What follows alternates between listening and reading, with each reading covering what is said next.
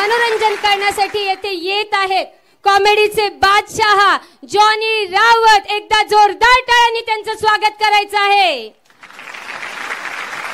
माझ्या सगळ्या माहेरवाशिणींना विनंती आहे की आपल्या ह्या ओरिजिनल कॉमेडीसाठी आपण सगळ्यांनी स्वागत करायचं आहे. कॉमेडीचे बेताज बादशाह जॉनी रावत यांचं जोरदार टाळ्यांच्या गजरामध्ये स्वागत झालं पाहिजे.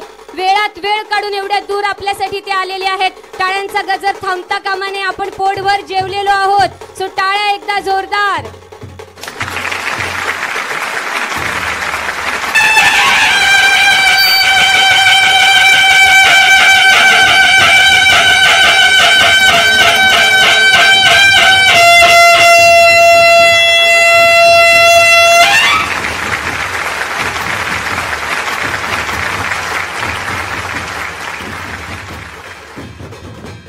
आज या ठिकाणी महाराष्ट्राचा हास्य सम्राट ज्याला तुम्ही बऱ्याच चॅनलवरती त्याचप्रमाणे बऱ्याच सिरियलमध्ये पाहतात असे आगरी कोळी बादशाह, जरा जोरदार टाळ्या वाजवायच्यात, जॉनी रावत.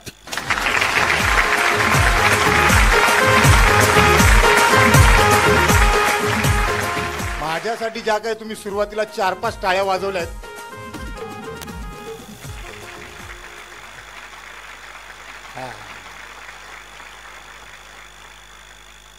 अशा टाळ्या वाजल्या पाहिजेत. मी संपूर्ण महाराष्ट्रात कार्यक्रम करतो. तुम्ही मला टीव्हीवर बघता, चॅनलवर बघता, सगळ्या चॅनलवर मी आलोय. प्रत्येक चॅनलवर तुम्ही मला घर बसल्या रोज बघता. मी सगळ्या चॅनलवर आलोय. फक्त एकच चॅनल आहे जिथे मी येत नाही, डिस्कव्हरी. मी काल पुण्यामध्ये होतो. पुण्यातले प्रेक्षक फार सुज्ञ आहेत. त्यांना विनोद कळाला नाही तर मागे येऊन विचारतात, काय बोलला, परत बोल. आज सगळे हुशार अशा माझ्या बहिणी बसल्या आहेत. बघूया तुम्हाला विनोद कळतो का. कारण काही विनोद असे असतात लोकांना पटकन कळतात, आणि काही विनोद असे असतात लोकांना उशिरा कळतात, आणि काही विनोद असे असतात लोक घरी गेल्यानंतर हसतात, आणि काही विनोद असे असतात लोक सकाळी आठवून बाथरूम मध्ये हसतात. तर काल मी पुण्यात एक विनोद सादर केला. काही लोकांना कळाला, काहींना नाही कळाला. सुरुवातीला विनोद सादर करतोय महाराष्ट्राचा खराखुरा हास्य सम्राट दादा कोंडके, शाहीर दादा कोंडके आणि निळू फुले एकदा बायकांच्या पार्टीत गेले. दादांना आणि निळू भाऊंना पहिल्यांदा कळालं की बायकांची पण पार्टी असते, ज्याला किट्टी पार्टी असं काहीतरी म्हणतात.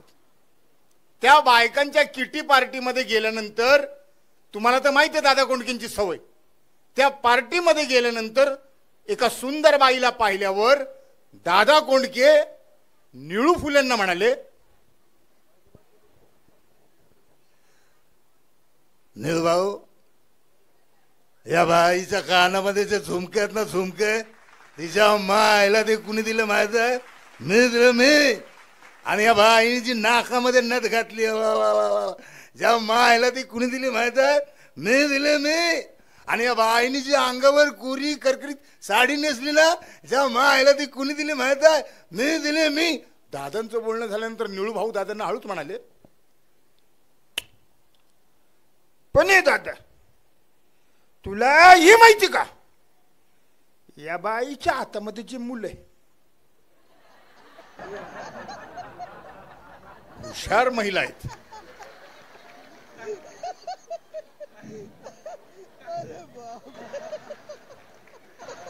एखादा माणूस जेवत असला, आपल्याला डोळ्याने दिसतो तो जेवतोय, तरी लोकांना विचारायची सवय असते. एखादा माणूस जेवत असला तर लोक विचारतात, दिसतं तरी विचारतात,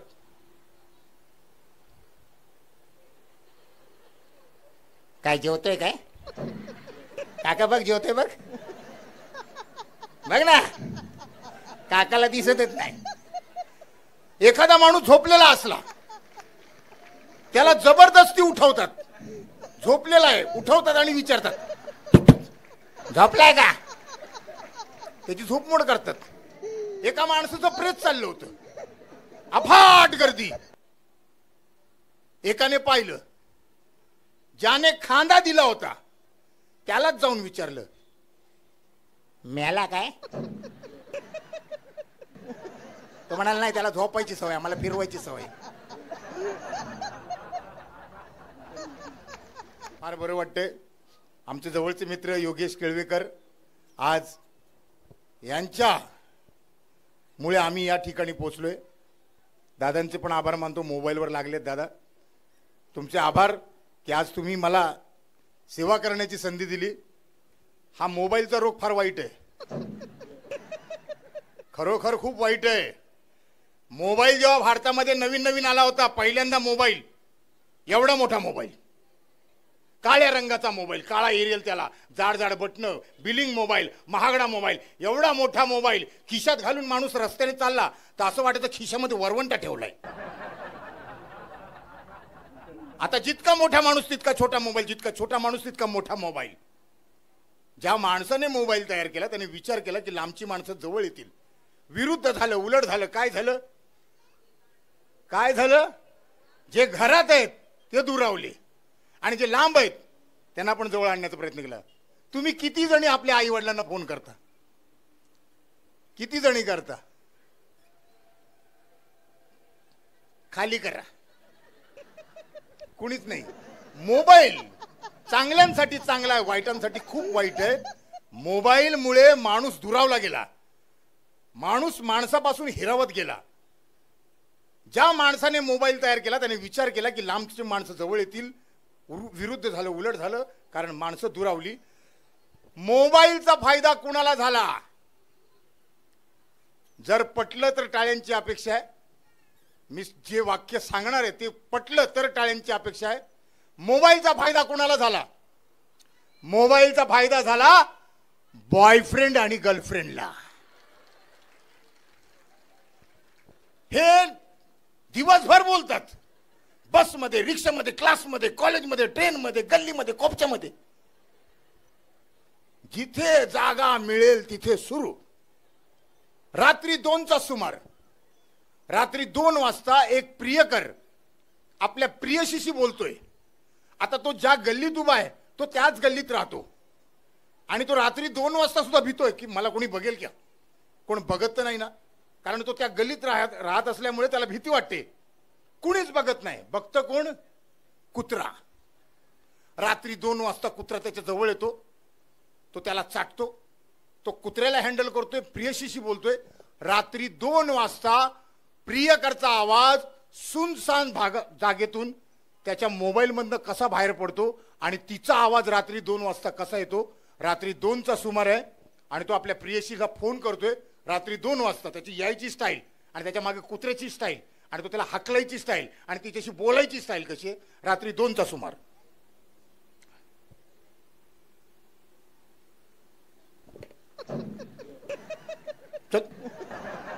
आयटम बरोबर बोल. Hello hello. रात्री 2 वाजता प्रियसीचा आवाज.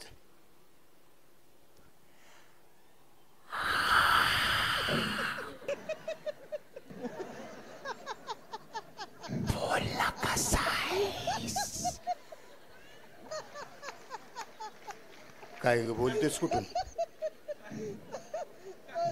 बोलतेस कुठून? कठण म्हणजे कठण. चादरीच्या हातून बोलते, चादरीच्या हातून.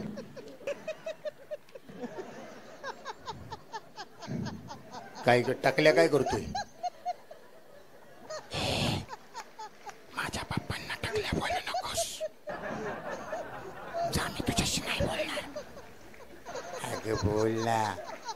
नाही बोलणार. अगं बोल ना. नाही बोलणार. ठीक आहे, नको बोलू. जानू, आय लव्ह यू. बोल, काय म्हणते? जानू, तू माझ्यावर किती प्रेम करतोस? खूप करतो. किती करतोस? खूप करतो. माझ्यासाठी काय करशील? काय पण काय पण काय पण अय्या काय पण 50 रुपयाचा रिचार्ज पाठव ना. धन्यवाद धन्यवाद धन्यवाद. छोटंसं ऑब्झर्वेशन आहे, जे मी बघतो तेच तुमच्यापर्यंत आणण्याचा प्रयत्न करतो आणि तुम्हाला आवडतं, तुम्ही एन्जॉय करता. हेच जर कोणी नाक्यावर करायला लागलं तर लोक म्हणतात टवाळकीगिरी करतोय.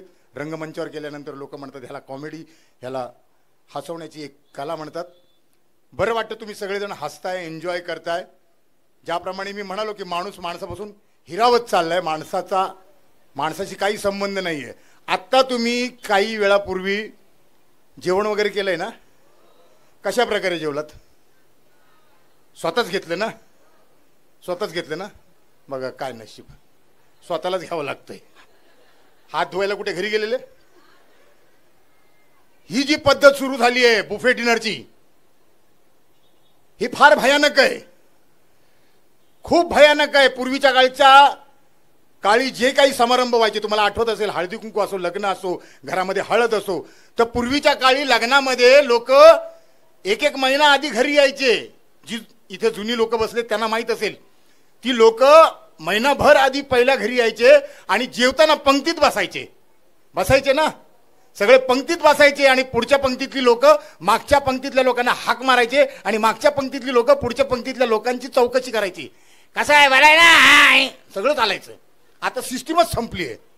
आता तुम्ही जसं जेवलात ना बुफे डिनर, आमच्या गावामध्ये कवी आहेत, मी त्यांना विचारलं काका ही बुफे डिनरची पद्धत सुरू झाली आहे, चांगली आहे वाईट आहे, असावी नसावी, काय वाटते?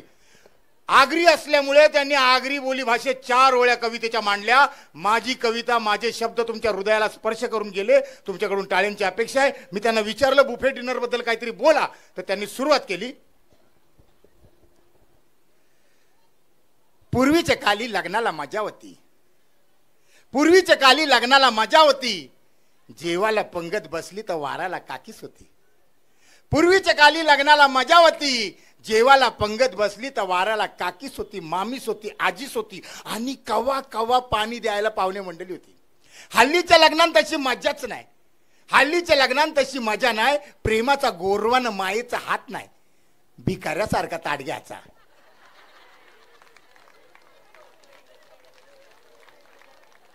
भिकाऱ्यासारखा ताट घ्यायचा ना, लाईनीन उभा राहायचा न, कावल्यासारखा याजे त्याचे ताटण बघायचा. याचा पुलाव त्याचे पुरण, त्याची पुरी याचे किशन, याचा पापड त्याचे तोंडण, डालीचा काही विचारू नका, डालीत सगळेच आंघोळ करतान, आईस्क्रीम खातान, पाणी पितान, ढेकर देतान, विचारल्यावर बोलतान बाला यालाच बुफे डिनर बोलतान, यालाच बुफे डिनर बोलतान. धन्यवाद. फार बरं वाटतंय तुम्हाला हळूहळू हळूहळू एन्जॉय करताना. मला फार बरं वाटतंय कारण तुम्ही हसताय, खूप बरं वाटतंय. कवितेला दाद दिली, विनोदांना दाद दिली. पण तुम्हाला आठवत असेल 3-4 वर्षापूर्वी एक असा महारोग संपूर्ण जगात पसरला होता, ज्याने संपूर्ण जगाला छळलं होतं. काय होतं ते? कोविड. फार भयानक होता. कोविड मध्ये सगळ्यात जास्त अवस्था वाईट कोणाची झाली? नवऱ्यांची. नवरे कोविडच्या काळामध्ये एक गोष्ट शिकले, काय? भांडी घासायला, भाजी चिरायला, लादी पुसायला नवरे शिकले. एका नवऱ्याला एका बायकोने कोविडच्या काळात एवढं छळलं, सकाळपासून संध्याकाळपर्यंत रात्रीभर त्याला फक्त भांडी घासायला लावायची. भांडी घास, भांडी घास, भांडी घास. त्याचे हात सोलवटले. तर त्याने आपल्या सासऱ्याला फोन केला कोविडच्या काळामध्ये. हॅलो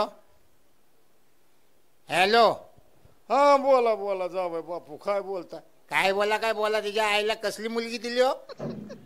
हा काय झालं? सकाळ संध्याकाळ दुपार रात्र काय बघत नाही, नुसती भांडी घासायला लावते. तिला काहीतरी सांगा. सांगतो. काय सांगतो? कधी सांगतो? माझी भांडी घासून झाली की सांगतो.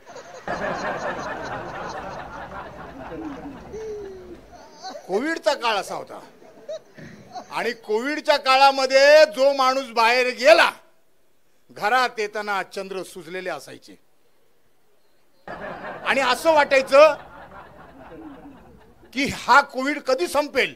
पहिला लॉकडाऊन, दुसरा लॉकडाऊन, तिसरा लॉकडाऊन, चौथा लॉकडाऊन. असं वाटलं ज्येष्ठ नागरिक होऊनच घरातनं बाहेर पडणार. कोविडच्या काळामध्ये प्रत्येक माणूस डॉक्टर झाला होता. झाला होता की नाही? प्रत्येक माणूस डॉक्टर झाला होता. प्रत्येकाने प्रत्येकाला सल्ला दिलाय. तुम्ही दिलाय की नाही? प्रत्येकाने दिलाय. हे बघ,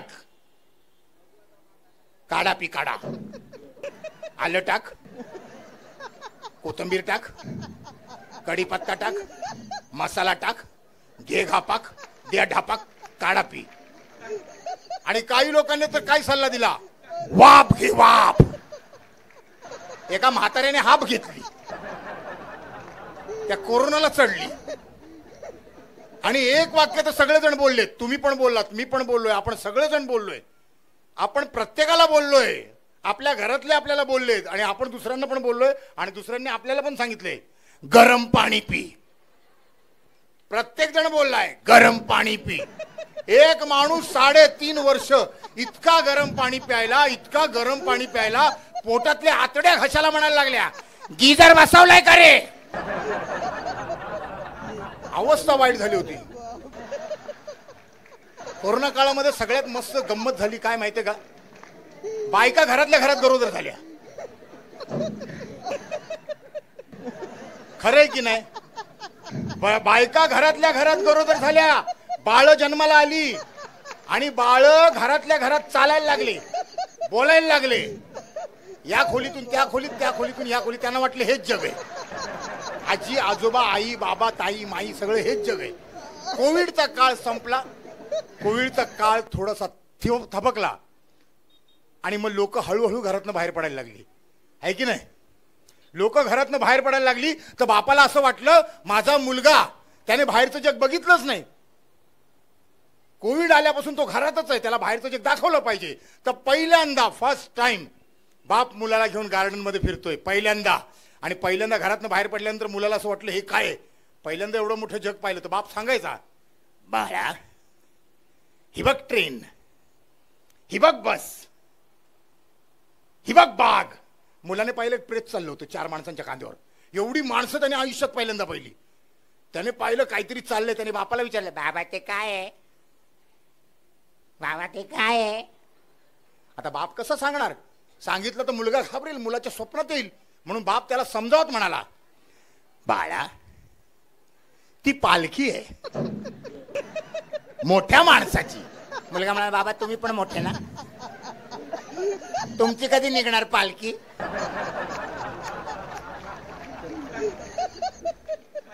कोविडच्या काळामध्ये एक मुलगा, सगळी लोक घरात बसलेली असायची, एक लहान मुलगा सकाळपासून नागडा उघडा संपूर्ण एरियामध्ये फिरत होता. संपूर्ण एरियामध्ये, या गल्लीतून त्या गल्लीत, त्या गल्लीतून या गल्लीत नुसता फिरतोय आणि नुसता गोंधळ घातला होता. लोक हैराण परेशान.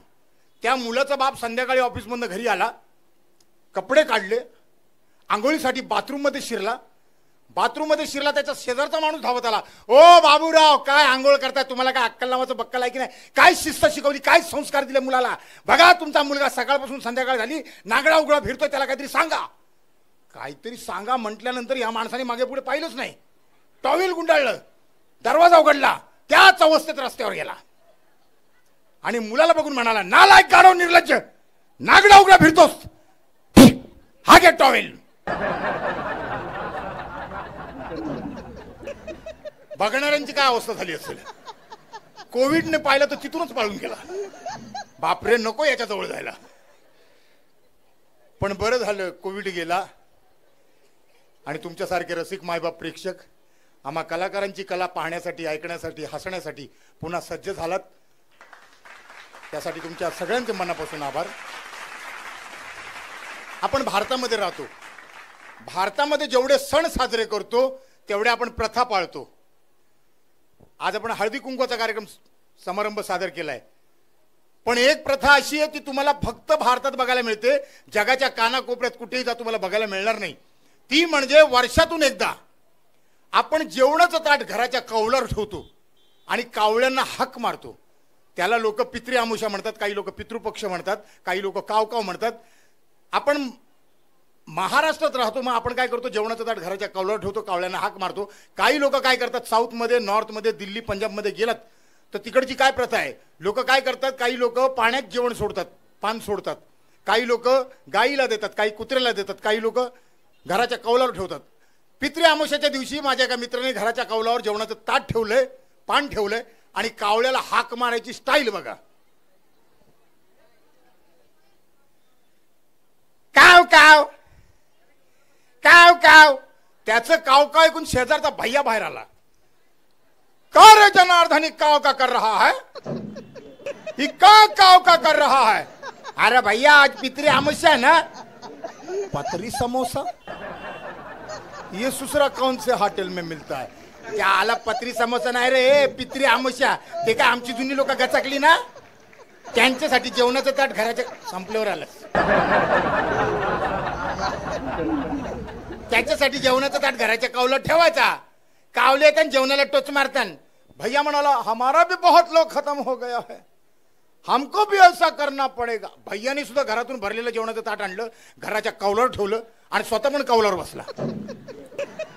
आता भैया कावळ्यांना हाक मारतोय, अरे काव काव आ जाओ हमको ड्यूटी पे जाना है भाई. काव काव. त्याचं काव काव ऐकून जनार्दन बाहेर आला. जा आला भैया छापरावर, काय करतस. कावले नाही आले. भैया म्हणाला आएगा जरूर, हमारा यूपी बहुत दूर पड़ता है, अकेला नहीं आएगा, पूरा खानदान को लेके आएगा. काव काव. आना है तो आओ, नहीं तो सब मिलके बाढ़ में जाओ.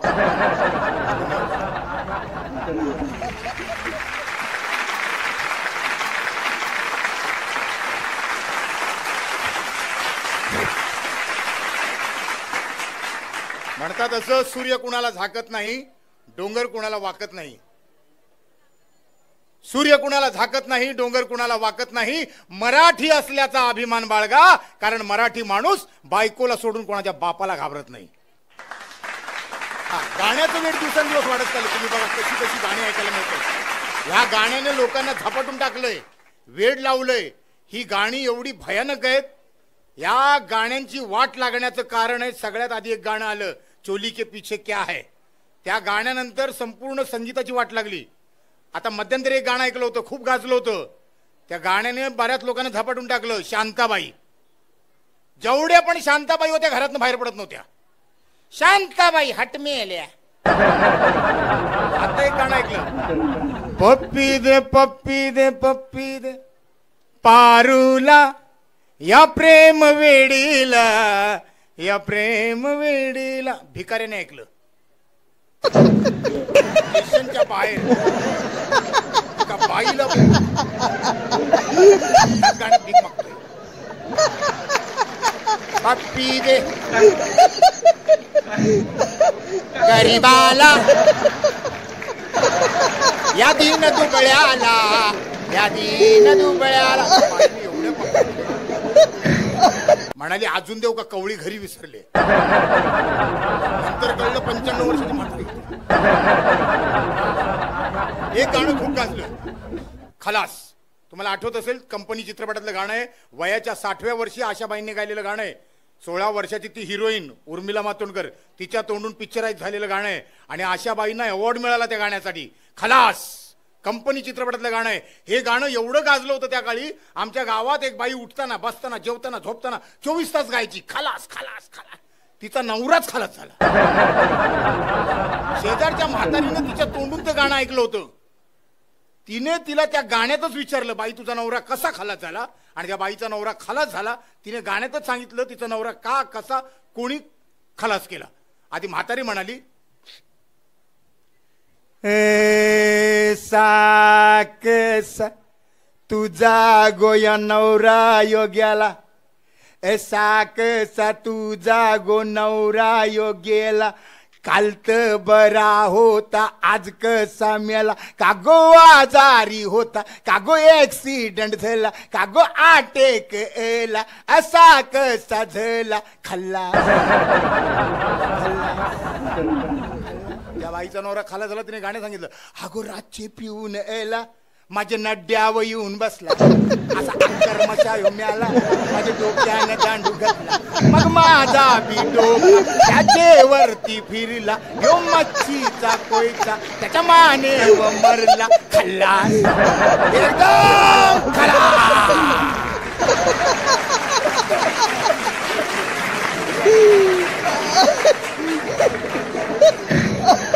बऱ्याच लोकांना देवाने खूप सवयी दिल्यात, कोणाला चांगल्या, कोणाला खूप चांगल्या, कोणाला अति चांगल्या. सगळ्यांना देवाने काही ना काही सवयी दिल्यात. माणूस आहे, माणसाच्या अंगात भरपूर सवयी आहेत. आमच्या गावामध्ये 3 माणसं आहेत. आमच्या गावामध्ये 3 माणसं आहेत. तिघांना वेगवेगळे शब्द बोलायची सवय. एकाला सवय कुठलंही वाक्य बोलायचं असेल, उचलायचं असेल, फेकायचं असेल, टाकायचं असेल, झेलायचं असेल, त्याचं ठरलेलं वाक्य आहे. प्रत्येक वाक्यानंतर बोलतो, टांगऱ्या उचलून, टांगऱ्या उचलून. गेलो होतो टांगऱ्या लोकांनी कवरं धक्का मारलं टांगऱ्या. अरे बाबा, कुठं कुठं दुखतं तुम्हाला, कसा दाखवून टांगऱ्या उचलून. दुसरा माणूस आहे, त्याला सवय, तो वाक्य बोलतो, तुमच्या तोंडान. कालच गेल तुम्ही तुमच्या तोंडान, सकाळी परत जाणार तुमच्या तोंडान. तिसरा माणूस आहे, त्याला सवय, तो वाक्यात बोलतो, तुमच्या कृपेन. काल मना पोरगा झाला.